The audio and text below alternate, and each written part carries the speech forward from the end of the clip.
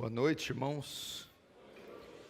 Que a paz e a graça estejam com todos vocês, amém? Vamos abrir sem demora na carta de Paulo aos Efésios, capítulo 2.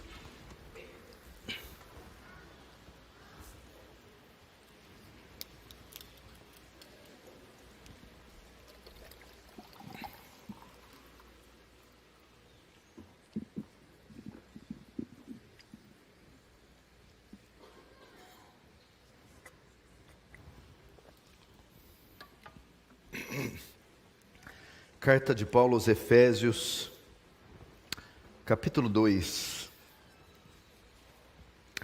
Vamos fazer a leitura dos versos 1 até o verso 7. Ele vos deu vida, estando vós mortos nos vossos delitos e pecados, nos quais andaste outrora segundo o curso desse mundo, segundo o príncipe da potestade do ar, do espírito que agora atua nos filhos da desobediência, entre os quais também todos nós andamos outrora, segundo as inclinações da nossa carne, fazendo a vontade da carne e dos pensamentos. Éramos por natureza filhos da ira, como também os demais, mas Deus, sendo rico em misericórdia, por causa do grande amor com que nos amou, estando nós mortos em nossos delitos, nos deu vida juntamente com Cristo. Pela graça sois salvos, e juntamente com Ele, nos ressuscitou e nos fez assentar nos lugares celestiais em Cristo Jesus, para mostrar nos séculos vindouros a suprema riqueza da sua graça, em bondade, para conosco em Cristo Jesus. Porque pela graça sois salvos, mediante a fé, isto não vem de vós, é dom de Deus, não vem de obras, para que ninguém se glorie. Até aí. Não fecha a Bíblia, fecha apenas os olhos. Vamos fazer mais uma rápida oração, por favor.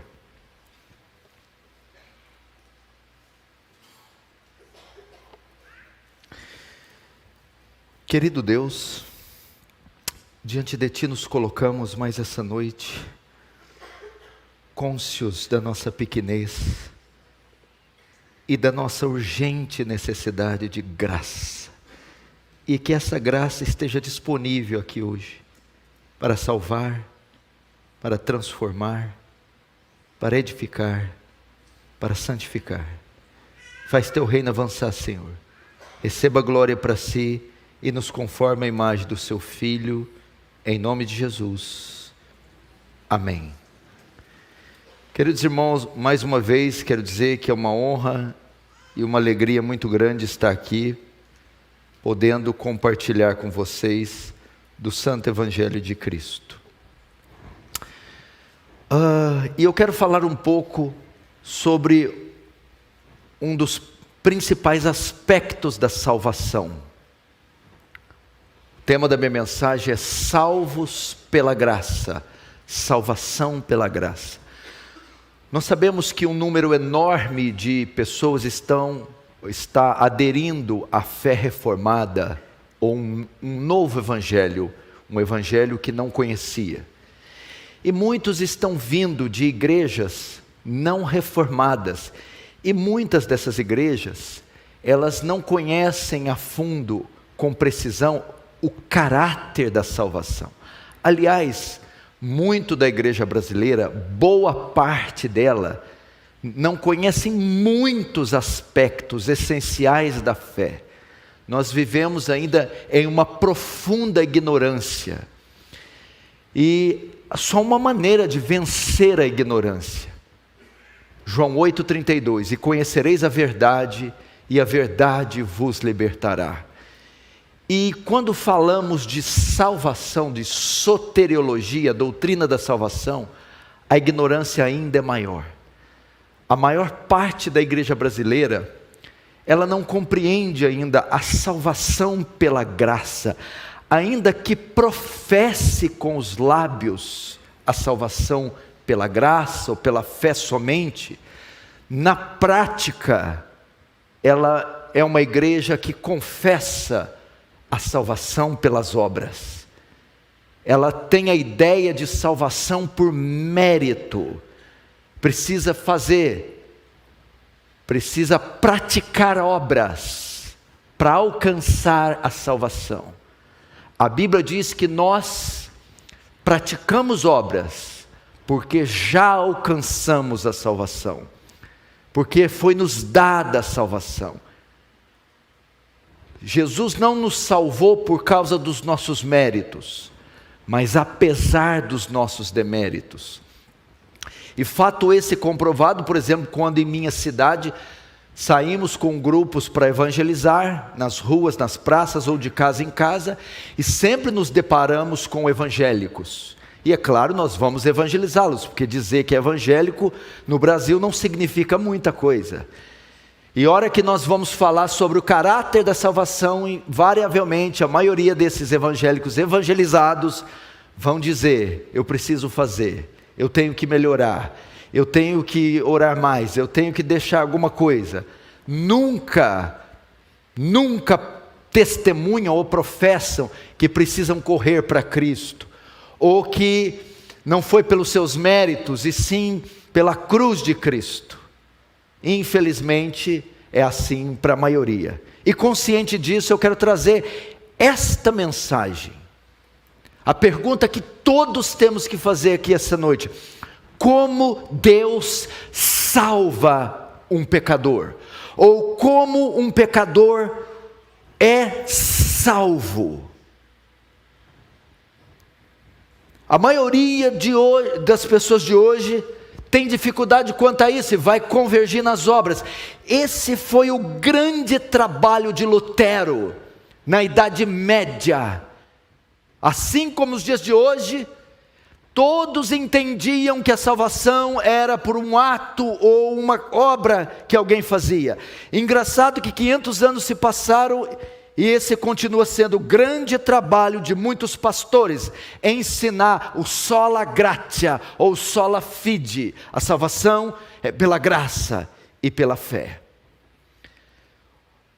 O pano de fundo desta carta, o autor é o apóstolo Paulo. Ele escreve da prisão em Roma no ano 60 da era cristã.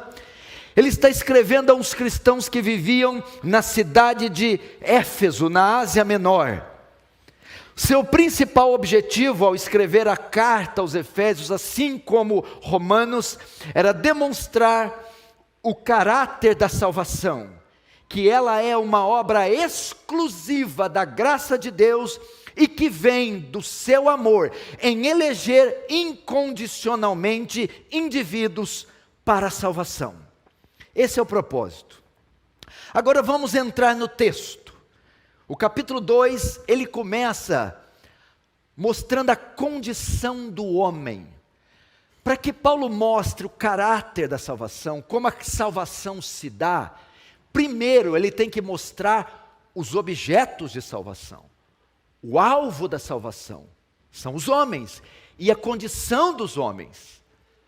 Por que eles necessitam de salvação? Ele não começa com o remédio, ele começa com a doença. Você também, para aprender por que você foi salvo, como você foi salvo, ou por que você que está aqui e não é salvo, precisa ser salvo, ou como ser salvo, você precisa saber quem você é, qual o seu estado, ou a condição do homem, do pecador. É isso que Paulo vai fazer. Ele começa nos versos 1 ao 3. Ele vos deu vida, estando vós mortos nos vossos delitos e pecados, nos quais andaste outrora segundo o curso desse mundo, segundo o príncipe das potestades do ar, do espírito que agora atua nos filhos da desobediência. Até aí. Então veja só, jamais compreenderemos a salvação se nós não compreendermos a condição do homem. E Paulo começa dizendo: mortos em delitos e pecados. Essa é a primeira condição, esse é o primeiro detalhe ou a primeira característica que Paulo revela da condição do homem. Ele diz que ele está espiritualmente morto. Ele não tem comunicação com Deus, ele está morto. Foi esta sentença dada por Deus no Éden: de todas as árvores do jardim podereis comer, mas da árvore do conhecimento do bem e do mal, dela não comereis, porque o dia que dela comeres, certamente morrereis. O homem é um cadáver, o homem está morto. O que significa estar morto? Ele está sem comunicação com Deus, não há um elo de ligação entre ele e Deus. No Éden ele não machucou, ele não se mutilou, ele não se acidentou. No Éden o homem morreu, ele está morto. Ele está sem condições de se ligar a Deus, de ir a Deus, sem condições de se comunicar com Deus, sem condição de responder a Deus. Tal foi a consequência. Esse é o grande problema do evangelicalismo brasileiro, é o grande problema dos crentes modernos, é o grande problema da nossa sociedade humanista. Ela exaltou o homem demais e colocou o homem num posto que não lhe cabe. A sociedade ensina que o mal está no meio, no ambiente, mas a Bíblia diz que não. Na queda o homem se tornou um ser execrável, abominável, maldito, perverso, a pior criatura que existe na face da terra, um monstro, uma fera, porque com o pecado ele morreu, se degradou, caiu. E é isso que ele vai tratar aqui nesses primeiros versos. Primeiro, está morto. Segunda característica da condição do homem: ele é escravo. Escravo do mundo, do diabo e da carne. Olha só, ele vos deu vida estando mortos, vossos delitos, os pecados, nos quais andaste. O termo andar aqui, andar segundo o curso desse mundo. Segundo o príncipe das potestades do ar, e segundo as inclinações da nossa carne. Então, segunda característica, éramos escravos, ou o homem é escravo, primeiro, do mundo. Ele anda segundo o estilo, o pensamento do mundo. O que é o mundo? Não é o planeta, mundo é o estilo de vida, é a cosmovisão caída desse mundo. São os pensamentos contrários a Deus, é uma filosofia anti-Deus, anti-Cristo, perversa, imoral, afastada de Deus, corrupta. Esse é o estado do homem. Ele anda segundo o pensamento, ele se sujeita ao estilo de vida mau, perverso. São pessoas alienadas da justiça e da verdade, e estão em total rebelião contra Deus. Essa é a ideia. Veja esse mundo, Hollywood, veja as artes cênicas, veja a indústria cinematográfica, veja a literatura, veja a cultura, veja as ideologias. Elas são contrárias a Deus, elas são perversas, corruptas. Essa é a condição do homem, ele é escravo dessa filosofia, desse sistema de pensamento. Segundo, ele é escravo do mundo, depois do diabo. É o que ele diz aqui. Andavam segundo o príncipe das potestades do ar. Os homens estão sob os domínios do diabo, estão presos por suas cadeias, são súditos de Satanás e estão sujeitos à sua vontade.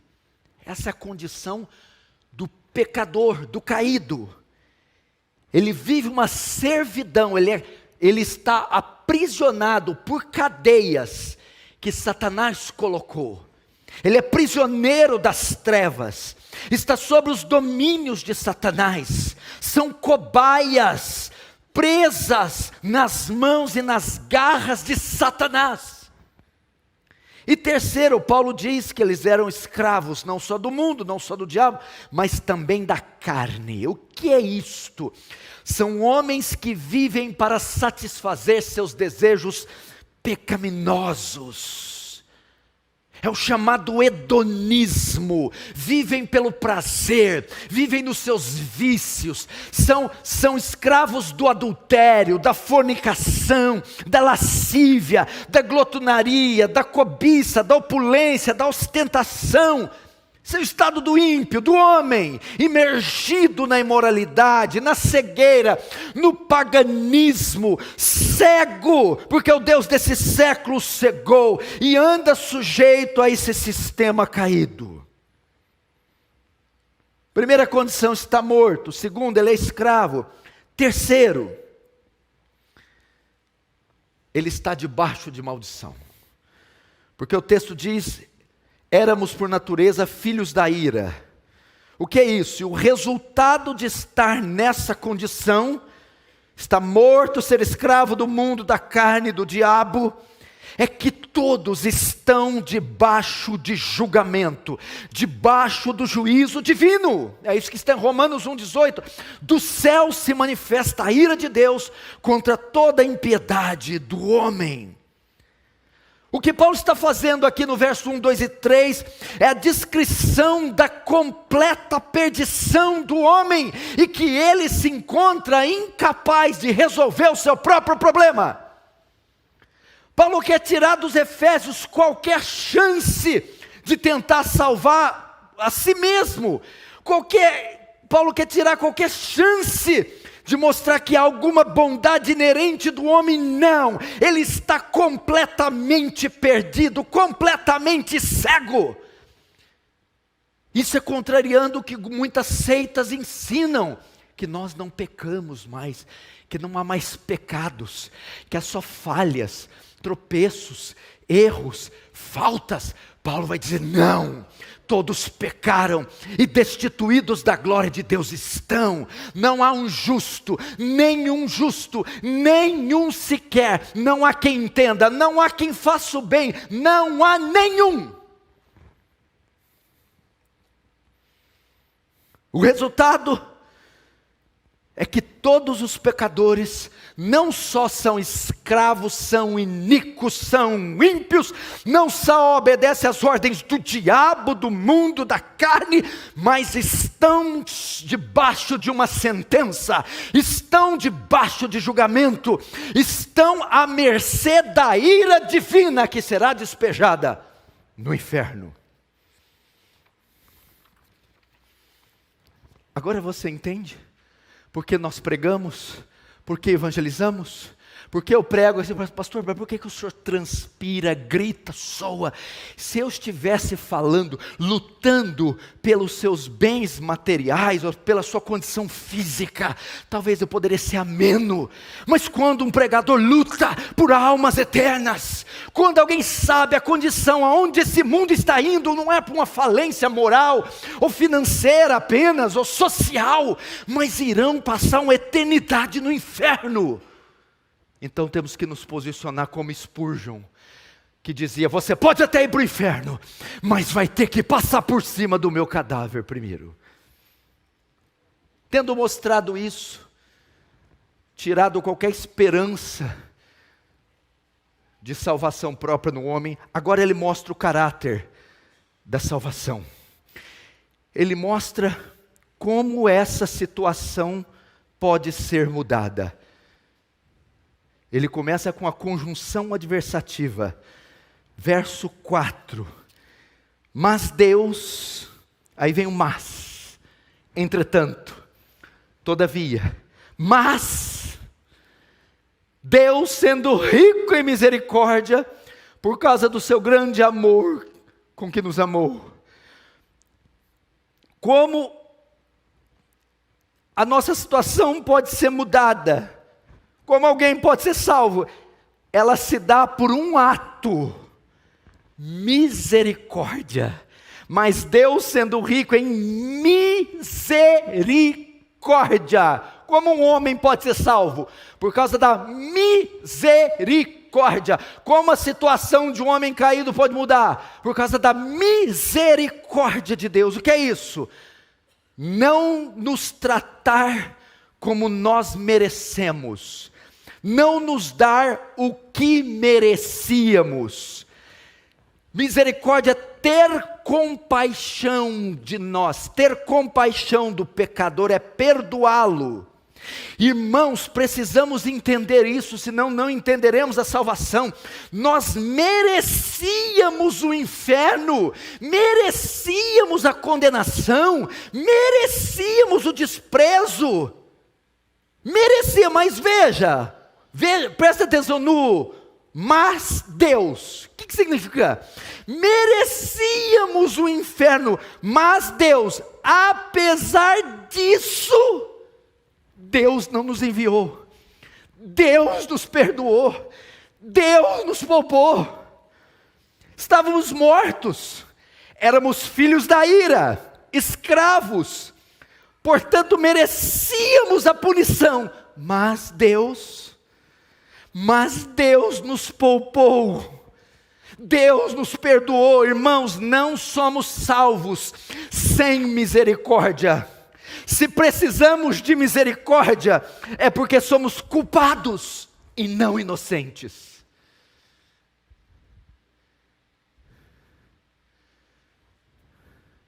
Como que Deus salva? Não é porque Ele procurou bondade em nós e ao encontrar nos salvou. Não é porque encontrou algo bom em nós e tendo encontrado nos poupou. É que apesar de ter procurado e não achado nada além de maldade, então, podendo nos executar, Ele nos poupa. Misericórdia! Misericórdia! Se a igreja brasileira aprender essas coisas, ela se dobrará aos pés do Salvador em gratidão, até no dia da sua volta, e viverá uma vida santa e pura, porque agora entendeu que Deus não deve nada a elas, e, pelo contrário, é elas que têm uma dívida eterna com Ele. Só estamos aqui porque Deus teve misericórdia de nós. Só fomos salvos porque Deus teve misericórdia de nós. O texto diz que a salvação também é um ato de amor. Qual é a causa dessa misericórdia? Você tem que se perguntar. Por que Deus resolveu ser misericordioso, uma vez que era justo o castigo? Você tem que perguntar isso para Deus, Gilberto. Por que Ele resolveu ter misericórdia de você, se era justo te condenar? Por quê? Resposta: o seu amor. Mas Deus, sendo rico, verso 4, em misericórdia, por causa do grande amor com que nos amou. É por causa do seu amor. E não é só o seu amor, é o seu grande amor. Vou tentar explicar isso. Imagine que meu filho que está aqui presente hoje, meu filho, minha esposa e meu segundo filho, estão ali hoje, vieram. Ele vem e desobedeça uma ordem que eu dei. Não é para você mexer no portão eletrônico, nem no carro do papai. É uma ordem, você não pode fazer isso. Eu saio e ele vai querer mexer no carro, liga, o carro dá marcha ré, dá contra o portão, arrebenta o carro. Eu chego e disse: você me desobedeceu? Sim, desobedeci.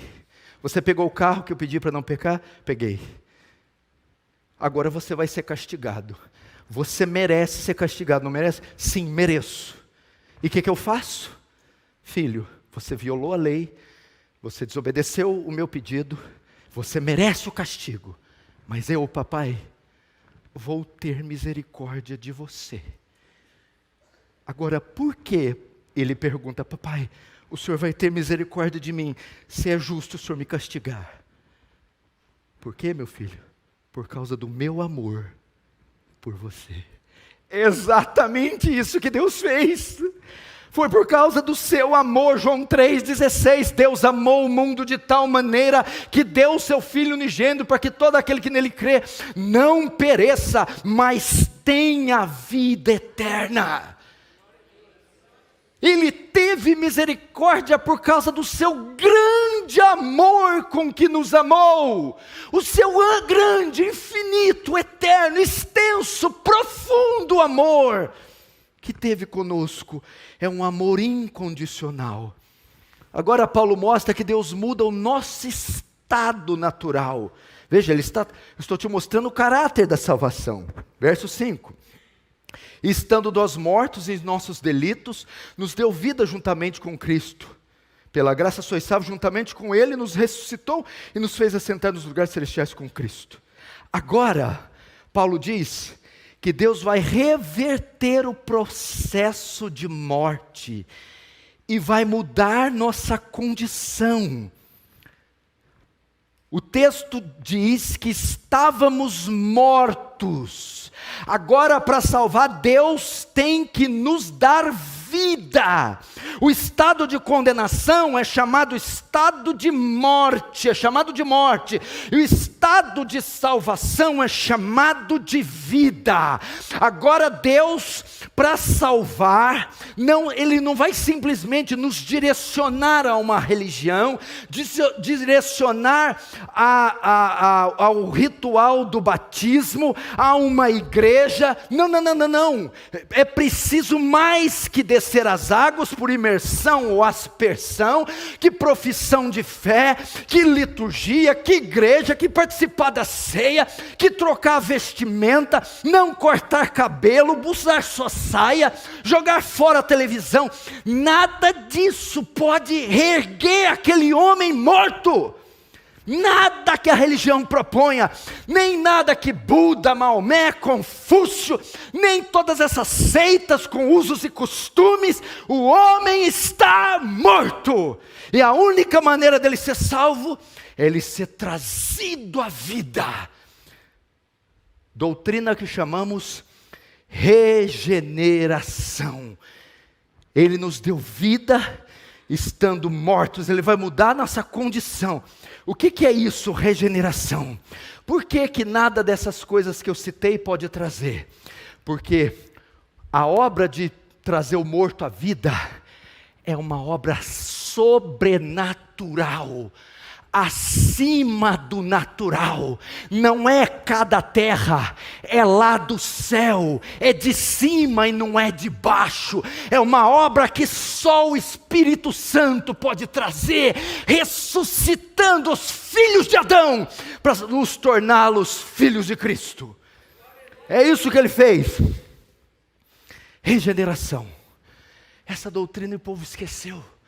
As pessoas estão sendo declaradas salvas porque fizeram profissão de fé, batismo, etc, uso e costume, saia, cabelos.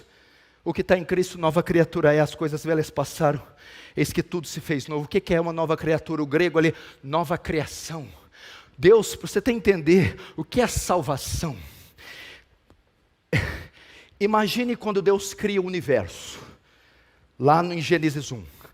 Os teólogos ensinam que ele cria a partir do nada, a palavra latina ex nihilo. Do nada Deus cria a luz.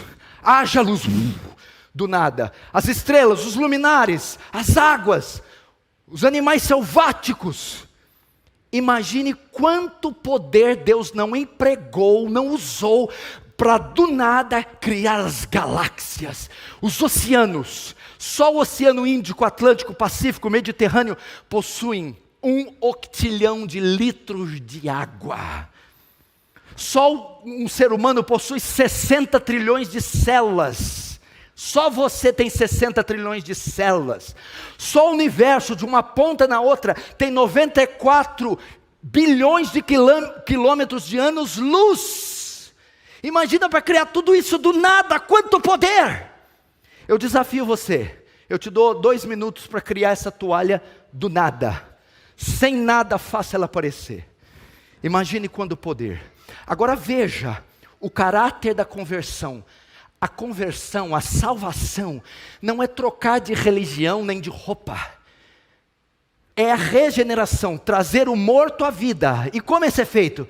O poder que Deus usa para salvar um homem, regenerar, é maior que o poder que Ele usou para criar o universo. Porque o universo Ele cria a partir do nada, e cria o cosmos perfeito.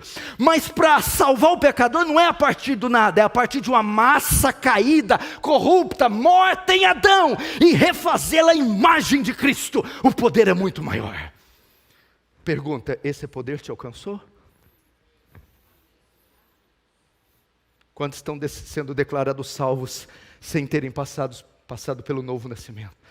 Sem ter tido o impacto da regeneração. Por isso temos comunidades inteiras professando uma fé evangélica, mas vivendo como bodes. Porque não tiveram o seu interior transformado, regenerado. É isso que Paulo faz aqui. Nos deu graça. Agora ele vai mostrar a causa da salvação. Verso 8 e 9.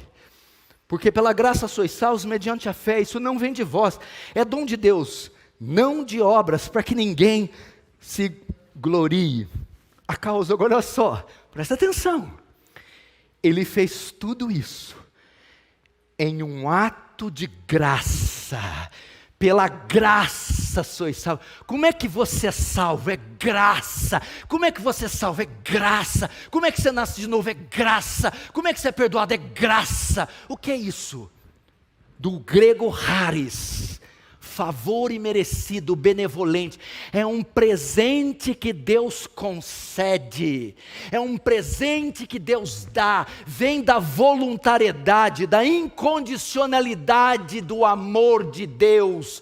É pela graça. É uma obra cujo autor é somente Deus. É uma obra unilateral. É uma disposição benéfica em ajudar alguém. É graça. Você não é assim quando você está no supermercado e o cara lá do rádio diz assim: só agora lá no corredor das caixas de chocolate, é de graça. O que você vai lá? O que você faz? O que você faz? Você só pega, você paga. Por que você não paga? Porque é de salvação. É assim, você só se apropria, só a recebe, só a toma, só a concebe, porque Deus é quem a faz. Veja só, a misericórdia se compadece, a graça salva.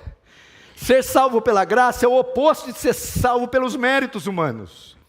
Os méritos que supostamente provêm da bondade inerente ou do esforço extremo do homem. Entretanto, nossa salvação está em Deus e não em nós. Nós o amamos porque Ele nos amou primeiro. Ele não salva por causa dos nossos méritos, mas apesar dos nossos deméritos. Graças a Deus que é por graça, porque se fosse por obras, os 10 mandamentos nos dariam uma surra todos os dias. Só que ele coloca aqui, pela graça sois salvos, mediante a fé. O dono do supermercado é quem faz o chocolate. O dono do supermercado é quem oferece o chocolate. O dono do supermercado é quem dá o chocolate. E a fé é o braço que pega o chocolate. É isso que Paulo está dizendo. A fé é um instrumento pela qual eu recebo essa obra da graça chamada salvação.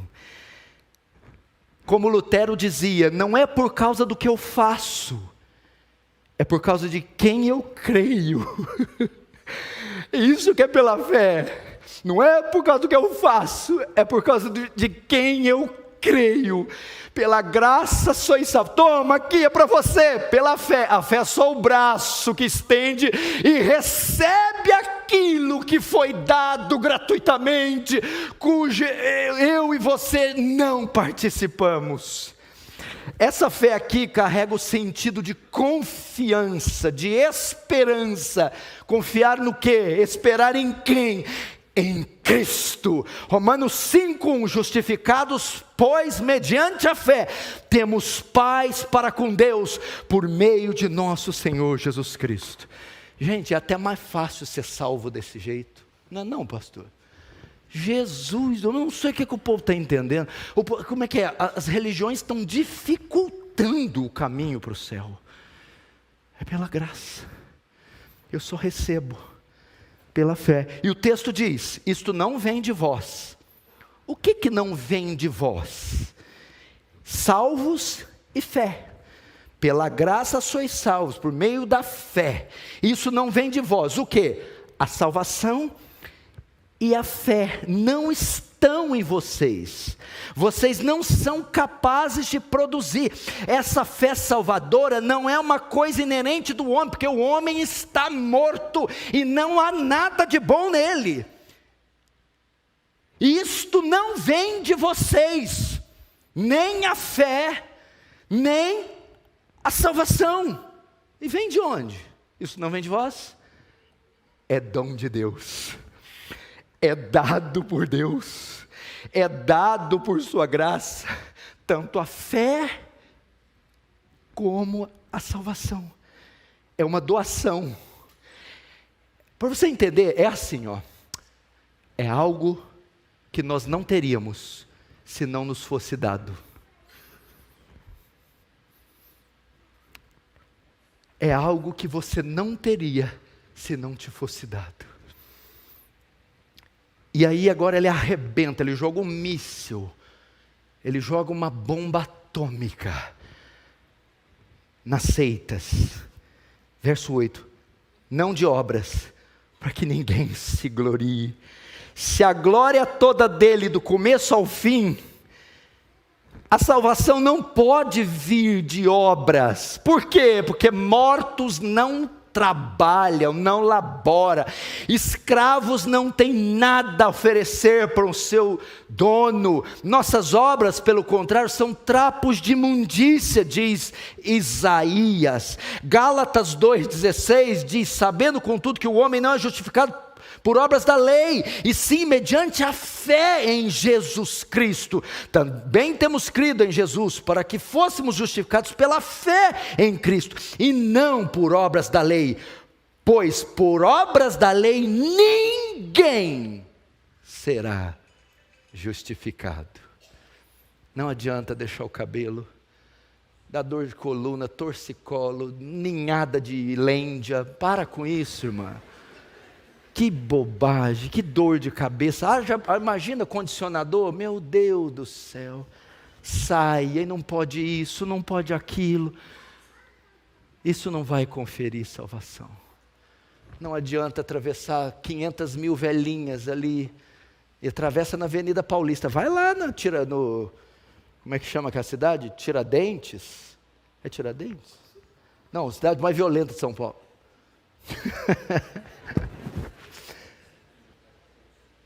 Não adianta obras de caridade, é pela fé. Agora Paulo termina e eu termino. É outra coisa também, que se parar aqui não ficou muito bom ainda não. Não ficou, pastor? Não ficou. Agora ele vai dizer a grande razão da salvação, outra bomba nos humanistas. Verso 7. Para mostrar nos séculos vindouros a suprema riqueza de sua graça, em bondade para conosco em Cristo Jesus. Isso aqui é uma doutrina que só a teologia reformada ensina. Nós temos uma igreja antropocêntrica, exalta o homem, diminui a Deus. Mas aqui ele está dizendo por que ele salva. Não é exclusivamente, em primeiro momento, por causa de você, por causa de mim. Ele não salva por isso, ele salva por causa dele. Ele é o alvo primeiro da salvação. Ele faz isso para a sua glória, para o seu louvor, para a honra do seu nome, para exaltar a si mesmo. Glória a Deus. Para revelar a toda a criação, presente, futuro, passado, o quanto Ele é bom, o quanto Ele é misericordioso, o quanto Ele é poderoso, justo, santo, gracioso, e receber por isso toda a glória. É Isso, Ezequiel 36, 22. Diz, portanto, ó casa de Israel, assim diz o Senhor, não é por amor de vós que eu faço isso, ó casa de Israel. O quê? Não, mas pelo meu santo nome que profanaste entre as nações, para onde fostes.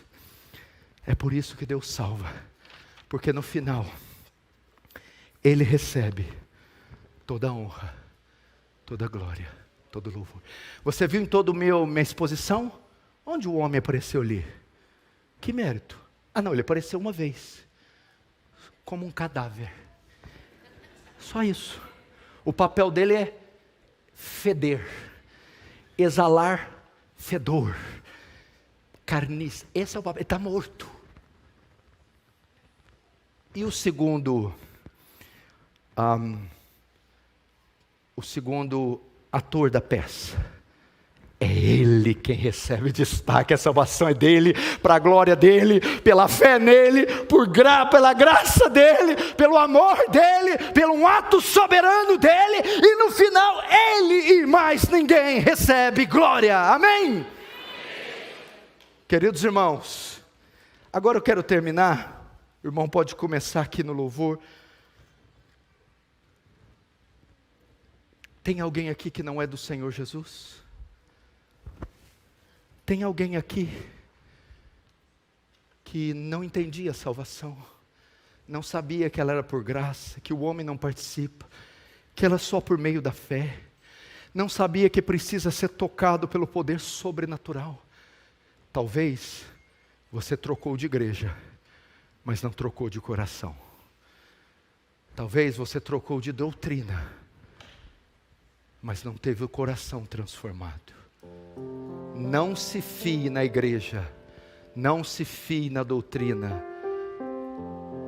Houve novo nascimento, você teve encontro com Jesus, passou da vida para a morte, nasceu de novo. Como eu sei que eu passei da morte para a vida e nasci de novo? Como eu sei que esse poder maior que o poder de criar o universo me alcançou? Pelos frutos os conhecereis. Você mudou sua vida? Anda em justiça? Pratica obras de bondade? Você passou a odiar o que amava? O pecado. E passou a amar o que odiava? A justiça. Assim você sabe. Pastor, eu não fui, eu não sei. Deus talvez marcou esse dia para salvar você hoje, para salvar você agora. Como? Cristo. Olhe para a cruz. Na cruz está o seu pecado. Na cruz foi feito o que era impossível para você ser feito. Ele cumpriu toda a lei de Deus e toda a justiça. Ele levou o seu pecado, pagou por ele e sofreu debaixo da ira de Deus. E agora ordena que todos os homens em todos os lugares se arrependam e creia. Vai até ele com arrependimento e deposite sua confiança, fé salvadora, nos pés dele. Então ele pode te salvar. Feche os olhos, curve a sua cabeça, vamos orar. Fale com ele agora. Fale com ele. Se você não tem certeza, rogue a ele que te salve. Se você tem, rogue por um amigo, um parente, diga: Senhor, salva meu pai, salva meu filho, salva minha mãe, salva tantos quantos necessitam. Não deixe que morram sem o perdão dos pecados, sem que tu reveles Cristo a eles. Chore por eles, ou chore por você mesmo. Senhor, eu não quero sair daqui, Senhor, sem receber um novo coração, sem ser transformado.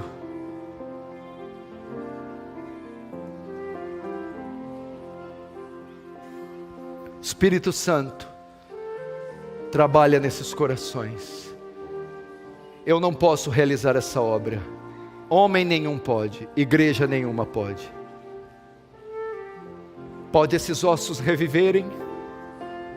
Tu sabes, Senhor. Só o teu Espírito soprando dos quatro cantos pode dizer: ossos secos, ouvi a palavra de Deus, ossos secos, revivei. É uma obra soberana. Se há eleitos aqui hoje, Senhor, chama-os eficazmente, chama-os para essa graça, chama-os irresistivelmente, Senhor, e dê a eles a paz que excede o mundo todo, a paz que o cigarro, a droga, o sexo, o adultério não podem dar. Que a paz de Cristo enche os corações, no nome de Jesus, amém e amém. Queridos irmãos, reserve ainda um tempo para orar hoje antes de dormir, e trate isso com Deus, que o Senhor tenha misericórdia, todos que estão nos vendo. Eu trouxe alguns livros, quem quiser eu vou estar ali assinando. Se não conseguiu comprar da última vez, compra, eu estarei aqui embaixo, e você vai estar ajudando as nossas obras sociais missionárias. Deus abençoe sua vida, Deus abençoe essa igreja, Deus abençoe suas famílias, seu trabalho, sua vida. Que você, irmão, tenha certeza da salvação, e que através de você muitos outros venham à fé em Cristo. Deus te abençoe. Amém.